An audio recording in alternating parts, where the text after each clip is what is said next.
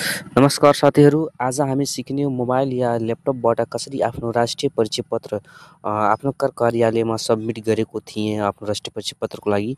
ऊ राष्ट्रिय परिचय पत्रलाई कसरी हामी आफ्नो मोबाइल या ल्यापटपबाट कसरी खोज्ने अनि आफ्नो राष्ट्रिय परिचय पत्र पत्ता लगाउने कसरी कुन वेबसाइटबाट कहाँ कसरी पत्ता लगाउने त्यसको बारेमा हामी सिक्नेछौँ साथी। ल साथी, हामी ढिलो नगरी आफ्नो वेबसाइटमा जाऊँ, कुनै ब्राउजरमा जाऊँ। त्यसपछि आफ्नो दोस्तो ब्राउजरमा गएपछि सर्च गर्ने एनआइडी कार्ड चेक भनी सर्च गर्ने अनि माथि एनआइडी कार्ड चेक नेपाल भन्ने अप्सन आउँछ। त्यसमा क्लिक गर्ने। सबभन्दा पहिला आउँछ find your national ID card number भनी आउँछ, त्यसमा क्लिक गर्ने। त्यसपछि त्यसमा क्लिक गरेपछि हाम्रो यहाँ माथि आउँछ, यसमा हेर्ने फुल नेम नेपालीमा फुल नेम राख्ने। यदि इङ्ग्लिसमा राख्न चाहन्छ भने इङ्ग्लिसमा पनि राख्न सकिन्छ। फेरि डेट अफ बर्थ राख्ने, त्यो विक्रम सम्मतमा हुनु पर्यो।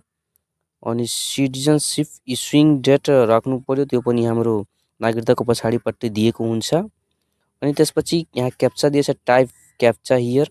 यहाँ आफ्नो क्याप्चा यहाँ तल दिएको क्याप्चा हाल्ने, त्यो राम्रोसित हेरेर हाल्ने, इङ्ग्लिस अल्फाबेटल लेटर हेरेर हाल्ने। त्यसपछि दोस्तों म आफ्नो नामबाट एउटा गरेर हराइदिइरहेछु।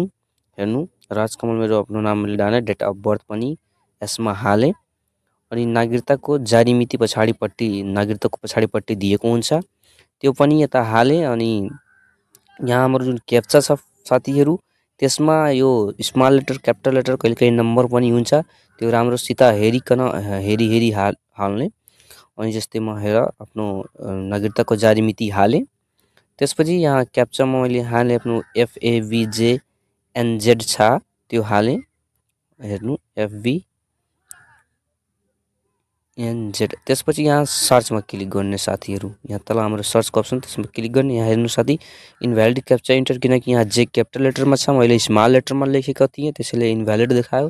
फेरि जे क्यापिटल लेटर गरेर सर्चमा क्लिक गर्ने। यदि भरेको यो सब जुन भरेछु मैले त्यो यो साँचो हो भने हाम्रो डकुमेन्ट आइहाल्छ, साँचो हुन्न भने रिजेक्ट गरिदिन्छ। जस्तै हेर म गरेको अपलोड यो डकुमेन्ट साँचो छ भने अहिले दिन्छ, साँचो हुन्न भने फालिदिन्छ। हेर्नु दोस्तों, यो मैले भरेको डकुमेन्ट सब राइट थियो, त्यसैले यहाँ आइहाल्यो। हेर्नुहोस् हो साथीहरू, यस्तै हो अपलोडिङ आफ्नो डकुमेन्ट थाहा पाइहाल्छ। साथीहरू यस्तो भिडियोको लागि सब्सक्राइब जरुर गर्नु।